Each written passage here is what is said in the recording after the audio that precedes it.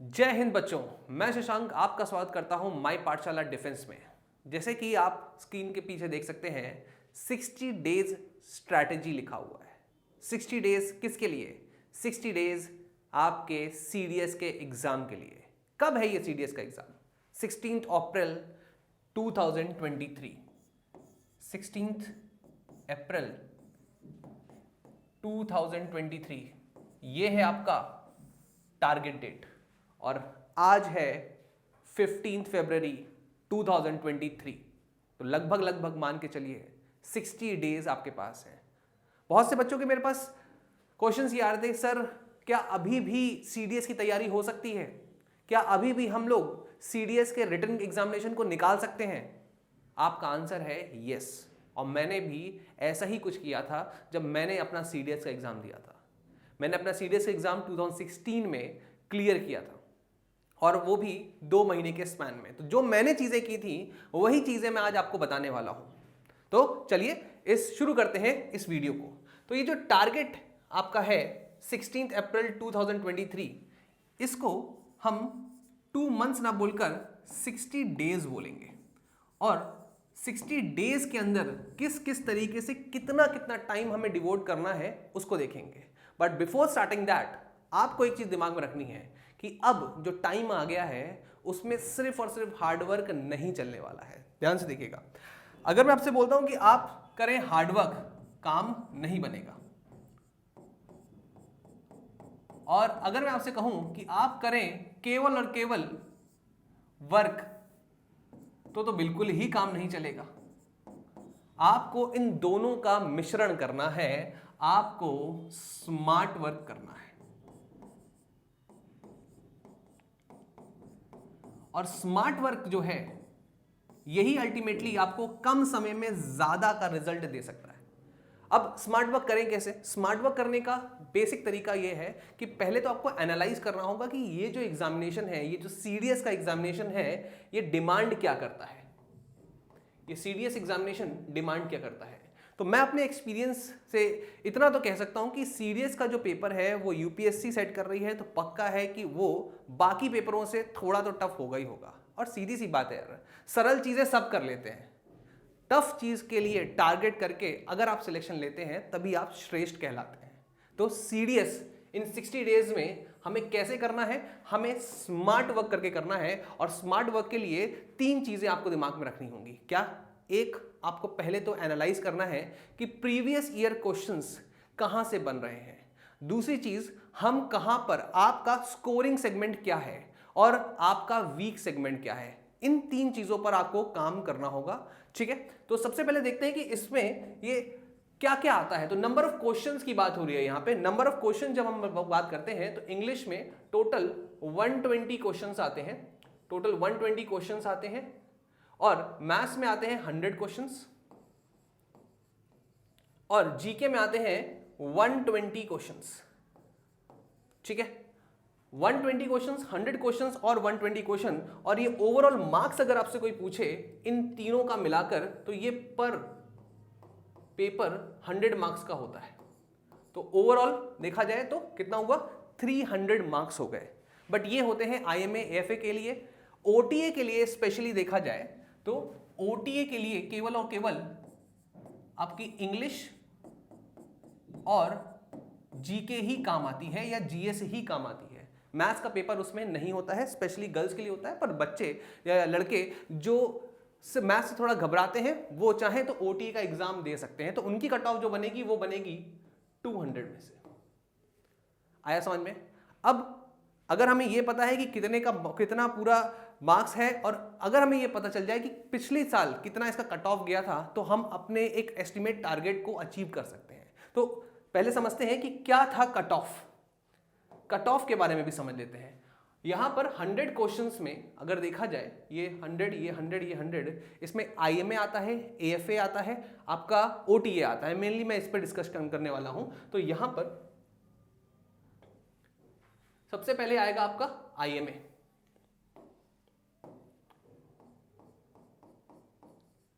To 2021 जो CDS paper 1 था उसकी जो कट ऑफ गई थी वो गई थी 136 IMA की, एयरफोर्स की गई थी 158 और OTA की गई थी 107।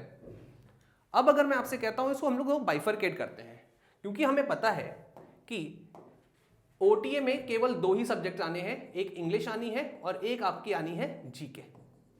ठीक है, तो ये 200 नंबर में गया है कितना 107, ऑलमोस्ट कह सकते हैं 51% गया है। ठीक है, अब इन दोनों सेगमेंट को अगर ध्यान से देखें तो इंग्लिश जो होती है और जीके में जो स्कोरिंग देखने को मिलता है वो कहां देखने को मिलता है, वो देखने को मिलता है इंग्लिश में। ज्यादातर बच्चे इंग्लिश में स्कोर करते हैं अगर वो OTA क्लियर कर रहे हैं तो। अब आपको ये देखना है कि आपकी स्ट्रेंथ क्या है, क्या आप इंग्लिश को बिना पढ़े इतना कर पा रहे हैं कि आप 40-45% पहुंच रहे हैं। नहीं पहुंच रहे हैं तो अभी ट्रिक्स पर हम लोग बात करेंगे। ठीक है, दूसरा जो सबसे बड़ा दिक्कत है, सबसे बड़ी हर्डल है, वो है जीके। बहुत से बच्चे जीके का मिनिमम कट ऑफ भी पार नहीं कर पाते। बोले सर मिनिमम कट ऑफ भी होता है क्या? हाँ बेटा, मिनिमम कट ऑफ भी होता है। मिनिमम 20 नंबर लाने जरूरी है। और आप अगर पूरा हिस्ट्री उठा के देख लीजिए यूपीएससी सीडीएस का एग्जामिनेशन की, तो बहुत से बच्चे ऐसे होते हैं जो जितनी बार भी उन्होंने पेपर दिया है जीके में 20 नंबर नहीं ला पाए। और पर मैं आज आप लोगों को ऐसी स्ट्रेटेजीज बताने वाला हूं, ऐसे प्लानर्स बताने वाला हूं जिसमें आप जीके में बहुत अच्छा स्कोर करेंगे। ठीक है, अभी हम लोगों ने सिर्फ देखा है इसका कट ऑफ, तो पिछले ये 2021 का कट ऑफ है, अभी हम लोग का 2023 की बात हो रही है। ठीक है, तो ये पक्का है कि ये जो कट ऑफ है ये थोड़े थोड़े बढ़ेंगे ही बढ़ेंगे। ठीक है, आईएमए की अगर बात करें तो आईएमए में आपका मैथ्स भी जुड़ जाता है, तो इंग्लिश तो रहेगा ही रहेगा, जीके रहेगा ही रहेगा और मैथ्स भी जुड़ जाता है। तो ये 300 में नंबर आ रहे हैं। ठीक है, तो ये पक्का है कि 50% से भी कम है। आपको समझ में आ रहा है? बट इस बार तेजी से कट ऑफ पिछले 3-4 सालों से बढ़ रहा है और इसीलिए इस बार भी एक्सपेक्टेड है कि थोड़ा तो बढ़ेगा ही। रीजन क्या है? रीजन ये है कि अब होता क्या है कि जो लेवल है यूपीएससी ने अपना सीडीएस का वो थोड़ा सा कम किया है, तो वो अपने आप कट ऑफ को थोड़ा बढ़ा देता है। और इसका मतलब ये है कि एक लूप होल हम लोगों को यूपीएससी के सीडीएस एग्जाम में मिल सकता है। वो क्या है लूप होल, उसको अब समझते हैं। समझने के लिए हमने अभी पहले ये देख लिया कि कट ऑफ क्या है, अब हमारा एस्टीमेट टारगेट क्या होना चाहिए। टारगेट मतलब हम लोगों को इस बार कितना स्कोर करें कि हमारा इजीली सिलेक्शन हो जाए। If you are aiming for IMA तो आपको 150 मिनिमम स्कोर करना है। ठीक है, उसके बाद आईएफए के लिए 170 तक अगर आप जाते हैं तो वो गुड स्कोर माना जाएगा। और ओटीए में अगर आप 115 तक जाते हैं, 115 आपके सही आंसर्स मिल जाते हैं, मार्क्स आ रहे हैं आपके, तो फिर आप इजीली उस रिटन एग्जामिनेशन को निकाल सकते हैं। ठीक है, तो ये हम लोगों का टारगेट है और इस टारगेट को कैसे अचीव करना है वही आज इस वीडियो में हम लोग करने वाले हैं। तो इस वीडियो को पूरा अंत तक देखिएगा। तो सबसे पहले जो सबसे बड़ा हर्डल है वो है आपका जनरल अवेयरनेस, क्योंकि बच्चे इंग्लिश में कर लेते हैं, मैथ्स में कर लेते हैं, बट जीके में मिनिमम अमाउंट नंबर जो चाहिए होते हैं वो नहीं ला पाते। सोचिए, अब मैं आपको बताता हूं मैंने किस तरीके से इसको किया था। जब मैंने अपना 2016 का पेपर निकाला था विद इन 2 मंथ्स, मतलब विद इन 60 डेज, मैंने सबसे पहले फोकस किया PYQs पर। PYQs, देखिए किसी भी एग्जामिनेशन को क्रैक करना है ना तो पहले उसका पैटर्न समझना जरूरी है। और आपको पता ही है आपके डिफेंस में, या हम कह सकते हैं कि जब भी हम कोई प्लान बनाते हैं तो पहले उसका प्रीवियस एनालिसिस पूरा करते हैं। और यही है इस एग्जाम की खासियत कि अगर आपने इसके प्रीवियस ईयर क्वेश्चंस को अच्छे से एनालाइज कर लिया है तो पक्का है कि आपके कॉन्सेप्ट्स रिपीट होंगे। इनफैक्ट अगर पिछले 2-3 सालों के पेपर आप देखेंगे, 2-3 सालों का मतलब समझ रहे हैं, टोटल 6 पेपर्स अगर आप देख रहे हैं जीके के, आपको देखने को मिलेगा कि प्रीवियस ईयर क्वेश्चंस रिपीट भी हुए हैं। अगर रिपीट नहीं भी हुए तो उनके कॉन्सेप्ट्स रिपीट हुए हैं। तो अगर आप उन कॉन्सेप्ट्स को उठा कर रिवाइज करना शुरू कर दें, पैचेस में याद करना शुरू कर दें, आपका सिलेक्शन होगा, आपका आराम से जीके जो जनरल अवेयरनेस है वो निकलेगा। अब मैंने जब तैयारी की थी तो मैं आपको बताऊं कि मैंने उसमें सबसे इंपॉर्टेंट देखा था कि मेरे स्ट्रॉन्ग सेक्शंस क्या क्या हैं। स्ट्रॉन्ग सेक्शंस मतलब क्या होगा सर, कि मुझे किस पे कमांड है, तो मैंने उनको ग्रीन जोन में रखा था, और जो मेरे वीक सेक्शंस थे उनको मैंने रेड जोन में रखा था। तो आपके ग्रीन जोन्स क्या हैं, आपके रेड जोन्स क्या हैं, ये आपको पता होगा। बट मेरे हिसाब से अगर देखा जाए तो ग्रीन जोन्स ज्यादातर बच्चों के जो रहते हैं, मेरा भी था, ठीक है, वो था ज्योग्राफी। ठीक है, उसके बाद दूसरा था आपका नेशनल एंड इंटरनेशनल ऑर्गेनाइजेशंस, और इसके साथ साथ हम यहां देखेंगे इंडियन पॉलिटी। ये 3 सेगमेंट है, ये जो 3 सेगमेंट आप देख रहे हैं, geography, national and international organisations और इंडियन पॉलिटी, ये सीडीएस के एग्जाम में अच्छा खासा वेटेज रखते हैं, अच्छा खासा वेटेज रखते हैं। और सबसे खास बात ये होती है कि इंडियन पॉलिटी की ये ज्यादा ट्रिकी क्वेश्चंस नहीं बन सकते, इसमें सीधे स्ट्रेट फॉरवर्ड क्वेश्चंस होते हैं और इजीली इनको किया जा सकता है। अगर आप इंडियन पॉलिटी को छोड़ के जा रहे हैं तो गड़बड़ है, और ये मेरे स्ट्रॉन्ग पॉइंट्स भी थे, तो इसने मुझे काफी ज्यादा हेल्प किया था। ठीक है, इसके बाद जो रेड पॉइंट्स या जो मेरे वीक पॉइंट्स थे और जिस पर मैंने कोशिश की कि भाई ज्यादा फोकस नहीं करना है क्योंकि बहुत ज्यादा वास्ट है और इसमें जो क्वेश्चंस आ रहे हैं वो बिल्कुल आउट ऑफ द रेंज आ रहे हैं, वो है मेरा हिस्ट्री। हिस्ट्री के बाद आपका आर्ट एंड कल्चर, और इसके बाद अगर देखा जाए तो क्योंकि मैं थोड़ा सा ज्यादा इन्वायरमेंट को कम देख रहा था तो इसलिए मैंने इन्वायरमेंट को भी रेड लिस्ट में डाला था और इकोनॉमी को भी रेड लिस्ट में डाला था। सोचिए, इतनी सारी चीजों को मैंने रेड लिस्ट में डाल दिया। अब बाकी जितने सेगमेंट बचे हैं वो सारे के सारे जाएंगे येलो लिस्ट में। येलो लिस्ट कौन सी होती है? येलो लिस्ट वो लिस्ट है मेरे हिसाब से या मेरे कंसेप्ट से, वो ये है कि जो करंट अफेयर से जुड़ जाता है। करंट अफेयर से सीधे स्पोर्ट्स जुड़ता है, करंट अफेयर से सीधे पर्सनैलिटीज जुड़ती हैं, करंट अफेयर से ही आपके बेसिक साइंस को भी जोड़ते हैं। हाँ, बेसिक साइंस भी करंट अफेयर से जुड़ती है। ठीक है, इसके साथ साथ साइंस एंड टेक्नोलॉजी को जोड़ा जाता है। करंट अफेयर्स तो है ही है, इसके बाद आपका डिफेंस को भी करंट से जोड़ के क्वेश्चन पूछे जाते हैं। आप बोलेंगे सर नहीं, वो तो स्टैटिक वाला पूछेंगे ना, हमेशा करंट को जोड़ा जाता है। तो यहां पर अगर देखा जाए तो इतना बड़ा सिलेबस जो है इसको कट शॉर्ट किया जाए तो इसको हम ऐसे कर सकते हैं, करंट अफेयर,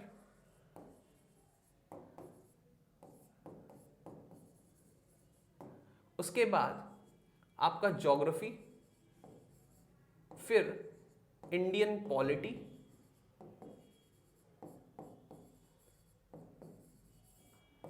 ठीक है, और फिर आ जाएगा आपका मिसलेनियस। ठीक, ये है हमें जिस पर सबसे ज्यादा फोकस करना है। करंट अफेयर्स पे फोकस करना है, ज्योग्राफी पे फोकस करना है, इंडियन पॉलिटी पे फोकस करना है, उसके बाद जो मिसलेनियस मतलब यहाँ पे प्रीवाईक्यूज की मैं बात करने वाला हूँ। ठीक है, तो इस पर अगर आपने अपनी कमांड बना ली इन 60 डेज में, क्योंकि सब पे command banana is not possible, ये तो पक्का है। ठीक है, जब आपने इन पर अपनी कमांड्स बनाना शुरू किया तो आपको मिलेगा, काफी साइंटिफिक सब्जेक्ट है ज्योग्राफी, इजीली आपको अंडरस्टैंड करने में आसानी रहती है। और इसके जो क्वेश्चंस हैं उन्होंने कुछ फिक्स पैटर्न्स रखे हैं, जैसे वो हमेशा ज्योग्राफी में इंडियन ज्योग्राफी से ज्यादा क्वेश्चन पूछते हैं, फिजिकल ज्योग्राफी में विंड के सेक्शन से ज्यादा क्वेश्चंस पूछते हैं। ये आप तभी जान पाएंगे जब आप प्रीवियस ईयर क्वेश्चंस लगाएंगे, और ये प्रीवियस ईयर क्वेश्चंस मैं आप लोगों को लगवाऊंगा भी। ठीक है, प्रीवियस ईयर क्वेश्चन जितने भी प्रीवाईक्यूज होंगे उनको पेपराथॉन में मैं आप लोगों को सॉल्व करवा दूंगा, टेंशन बिल्कुल मत लीजिए। ठीक है, Indian polity previous year question अगर आपने लगाए हैं उन्हीं कॉन्सेप्ट से ही क्वेश्चन बार बार बनकर आते हैं या फिर उनको करंट से जोड़ दिया जाता है। बाकी करंट अफेयर्स जो है इसमें भी एक फिक्स पैटर्न है जो कि वही पूछते हैं, वो पूरी लिस्ट मैं आपको दूंगा आने वाले वीडियोस में। ठीक है, जिसके बाहर आपका करंट अफेयर नहीं जाएगा। और अगर आपने इसमें इतना कर लिया, आप इजीली 55% से ज्यादा नंबर सिर्फ इतने से स्कोर कर सकते हैं। बच्चों के साथ दिक्कत क्या होती है ना, बच्चों को 90% कवर करने में इच्छा नहीं होती, वो जो 10% जो बच रहा होता है ना उसको वो करने की कोशिश करते हैं। यहां पर ये जो कॉम्पिटिटिव एग्जाम्स हैं इनकी एक ही थंब रूल है, एक ही इनकी वीकनेस है, वो ये है कि भाई 100% के लिए मत पढ़ो, 90% के लिए पढ़ो, 10% छोड़ दो। और उसी को बोलते हैं स्मार्ट वर्क। अगर आपने इन पर काम कर लिया है तो मोर देन 55% पेपर आपने सॉल्व कर लिया है, और आपका जीके का जो सेगमेंट जो आपको सबसे ज्यादा डराता है, जो कट ऑफ तक नहीं निकल पाता है, वो आपका पूरा हो गया। Most important. और किससे होगा? ज्योग्राफी से होगा और इंडियन पॉलिटी से होगा। इसके अलावा अगर आप हिस्ट्री को सोच रहे हैं कि हिस्ट्री को हम पूरा कंप्लीट कर लेंगे, it's not possible. Trust me, trust me. मैंने अपना बहुत सारा टाइम जो है हिस्ट्री में दिया भी है, बट मैंने ये पाया कि अगर आपने ज्योग्राफी और इंडियन पॉलिटी को कंप्लीट किया है अच्छे से, तो अच्छा खासा सेगमेंट आता है। प्रीवियस ईयर क्वेश्चंस को देखकर मैं ये एनालिसिस आपको बता रहा हूं। इसके बाद जो दूसरा सेगमेंट आता है वो क्या है? वो है आपका इंग्लिश का। इंग्लिश का एक ही थंब रूल है, ओनली PYQs, नथिंग एल्स। कुछ भी नहीं करना है, सिर्फ प्रीवियस ईयर क्वेश्चन उठाओ और प्रीवियस ईयर क्वेश्चन उठा के लगाना शुरू करो। आपके ईडियम फ्रेजेस वहीं से मिलेंगे। आपको जो कह सकते हैं one word substitution, word analogy, ये सब आपको प्रीवियस ईयर क्वेश्चन से ही मिल जाएंगे। यूपीएससी सीडीएस अपने क्वेश्चंस को रिपीट कर रहा है और ये उसका पैटर्न रहा है। तो आपको प्रीवियस ईयर क्वेश्चन लगाना है और प्रीवियस ईयर क्वेश्चन के वर्ड्स को रिमेंबर करना है। जब हम लोग बात करते हैं सिनोनिम एंटोनिम्स की, तो बच्चे बोलते हैं सर इतना सारा है, कहां से करें? आपको कुछ नहीं करना, पिछले प्रीवियस ईयर क्वेश्चन उठाइए, 10 ईयर पेपर्स उठाइए, उनके जो क्वेश्चंस आए हैं उनका सिनोनिम एंटोनिम और उनके ऑप्शंस का सिनोनिम एंटोनिम आप रिवाइज करना शुरू करिए। कुछ भी मत पढ़िएगा, क्योंकि ज्यादा सोर्सेज लेंगे कंफ्यूज हो जाएंगे, एक सोर्स सब कुछ हो जाएगा। और आपको मैं बताऊं कि अगर आपने पीवाईक्यूज लगा लिया मोर देन 50% आपका पेपर यहीं से आने वाला है। और उसके बाद क्या करना है? सेंटेंस कंप्लीशन, ठीक है। इसके साथ साथ जो क्लोज टेस्ट है, अगर आप इसमें देखेंगे तो ये हमेशा कुछ क्लोज टेस्ट जो होते हैं वो प्रीपोजिशन से होता ही है, उनके कॉन्सेप्ट पर आते हैं। फिक्स्ड प्रीपोजिशन के कॉन्सेप्ट आते हैं, उनको आप देख लेंगे, ठीक है। वर्ब एग्रीमेंट के कुछ क्वेश्चंस आते हैं, उनको आप देख लेंगे, ठीक है। इसमें आपके आते हैं PQRS, पैराजंबल जिनको हम लोग बोलते हैं, ये भी आप लोग इजीली कर सकते हैं अगर आपने प्रीवियस ईयर क्वेश्चंस को लगाया हुआ है। प्रीवियस ईयर क्वेश्चन बोले सर कैसी बातें कर रहे हो, प्रीवियस ईयर क्वेश्चन लगाएंगे PQRS में, उनको थोड़ा नहीं रटना है। नहीं, रटना नहीं है, उसका जो ग्रामर एनालिसिस है अगर आपने उसको देख लिया, आपका PYQ कोई गलत नहीं करा सकता, ये 110% है, ठीक है। तो इंग्लिश में कुछ नहीं करना है, सिर्फ और सिर्फ आपको 2 काम करने हैं। प्रीवियस ईयर क्वेश्चन उठाइए, उनके जो ग्रामर से जितने कॉन्सेप्ट आए हैं उनको उठा के बस रिवाइज करिए और कुछ नहीं करना। और आपको ईडियम, क्लोज टेस्ट और इसके लिए जो वोकैबुलरी तैयार करनी है वो सिर्फ और सिर्फ एक ही सोर्स करना है, प्रीवियस ईयर क्वेश्चंस। आप बोलेंगे तो प्रीवियस ईयर क्वेश्चंस का जो पूरा सेगमेंट होगा उसको उठा के हम लोग करवा देंगे, ठीक है। आ रहा है समझ में? इसके बाद आता है, अब ये जो है ये आपका ट्रिक हो गया किसके लिए? OTA, और आपका स्पेशली जिसमें OTA में GK कंप्लीट हो गई, इंग्लिश कंप्लीट हो गई। IMA वाले जो बच्चे हैं जो मैथ्स से नहीं डरते हैं और अभी भी कुछ ना कुछ कोशिश कर रहे हैं कि हम मैथ्स में और अच्छा कर सकें, तो मैं आपको बता दूं, मैंने IMA का दिया था और मेरा IMA भी हुआ था। तो मैंने उसमें क्या किया था, मैंने उसमें बस इतना किया कि मैंने उसमें चैप्टर्स को डिवाइड कर लिया। मैंने देखा कि प्रीवियस ईयर क्वेश्चन में कि हाँ इस टॉपिक से तो क्वेश्चन आते ही आते हैं, ज्यादा किससे आते हैं, कम किससे आते हैं। तो एनालिसिस करने पर मुझे ये पता चला कि न्यूमेरिकल एबिलिटी में देखिए डेसिमल फ्रैक्शन का क्वेश्चन आना ही है, टाइम एंड वर्क का क्वेश्चन आना ही है, एवरेज का क्वेश्चन आना ही है, परसेंटेज का क्वेश्चन आना ही है, प्रॉफिट लॉस का क्वेश्चन आना है, रेशियो प्रपोर्शन का क्वेश्चन आना है, ठीक है। इनके क्वेश्चन आने ही आने हैं, ऐसा नहीं कि सिर्फ इन्हीं के क्वेश्चन आने, ये सारे टॉपिक्स भी हैं, पर इन टॉपिक्स को ज्यादा ध्यान दीजिए। क्यों? क्योंकि इन टॉपिक से फिक्स क्वेश्चन है, इजी क्वेश्चन आते हैं। हमेशा याद रखिएगा, जब मैंने दिया था, मुझे आज भी याद है कि परसेंटेज का एक क्वेश्चन था जो मैं घर से लगा के गया था, बट वहां पे मुझसे नहीं लग रहा था। तो इस तरीके की जब चीजें होंगी तो आप याद रखिए कि ये जो क्वेश्चंस आते हैं ना एग्जामिनेशन में, ये आपके दोस्त हैं, ठीक है ना। ये कुछ दोस्त ऐसे होते हैं ना जिनको रोज हाय हेलो किया जाता है, और कुछ होते हैं जिनको दूर से नमस्कार किया जाता है। तो कंपटीशन जो है उसको कभी ईगो पे मत लेना। परसेंटेज का क्वेश्चन जो घर से लगा के गए हो वहां पे नहीं आ रहा, कोई बात नहीं, छोड़ दो। ऐसे बहुत सारे क्वेश्चन होंगे जो तुमको आते होंगे, पर 1% के क्वेश्चन की वजह से तुम क्या कर दोगे, गड़बड़ कर दोगे। तो पहली चीज तो ये दिमाग में रखिए कि जितने भी क्वेश्चंस आप कर रहे हैं, आप एक फिक्स बना के गए कि हमें इन्हीं से क्वेश्चन करने हैं। अगर उससे भी नहीं आ रहे हैं तो उनको छोड़ दीजिए। पक्का है कि कुछ ऐसे इजी क्वेश्चन होंगे जिनको रखा गया होगा जिससे कि आपको वहां पर स्कोर करें, ठीक है ना। तो मैंने अपने हिसाब से देखा है कि ये जो टॉपिक्स हैं, सबसे पहले डेसिमल फ्रैक्शन क्वेश्चन आता ही आता है, सिंप्लीफिकेशन का क्वेश्चन आता है, इससे इजी क्वेश्चन नहीं मिलेगा आपको, ठीक है। टाइम एंड वर्क का क्वेश्चन आता ही आता है, 3 से 4 क्वेश्चन आपको मिलेंगे, और इसमें सिर्फ एक ही क्वेश्चन ऐसा होगा जो ज्यादा टफ होगा, बाकी सिंपल क्वेश्चन आते हैं। एवरेज पक्का है 3 से 4 क्वेश्चन मिलेंगे, और 3 से 4 क्वेश्चन ईजी क्वेश्चन होंगे क्योंकि वो रिपीटेड कॉन्सेप्ट्स हैं। PYQs अगर आपने मैथ्स के लगा लिए हैं, और वो भी कितने, सिर्फ और सिर्फ 5 ईयर्स के, इससे ज्यादा लगाना ही नहीं है। 5 ईयर्स मतलब 10 पेपर्स सॉल्व, 10 पेपर्स आपने अगर लगा लिए तो आपके लिए सिंपल है, कोई भी कॉन्सेप्ट आप बाहर नहीं होगा। और वही क्वेश्चन, यूपीएससी की खास बात क्या है यूपीएससी सीडीएस की, कि वो अपने कॉन्सेप्ट्स को रिपीट करता है, और वो कॉन्सेप्ट उन्होंने के फिक्स हैं कि इसी से ही वो क्वेश्चन पूछेगा। और हर बार उस तरीके के क्वेश्चन वो पूछ रहा है। ठीक है, प्रॉफिट लॉस से हर बार उस तरीके के क्वेश्चंस पूछता है। रेशियो प्रपोर्शन से हर बार एलिगेशन के क्वेश्चन आते हैं। रेशियो प्रपोर्शन और एलिगेशन के क्वेश्चन आते ही आते हैं, कोई उनको रोक नहीं सकता। ठीक है, और सबसे खास बात है, बच्चे बोलते हैं कि सर सीडीएस का जो मैथ्स का पेपर होता है वो बहुत ज्यादा टफ होता है।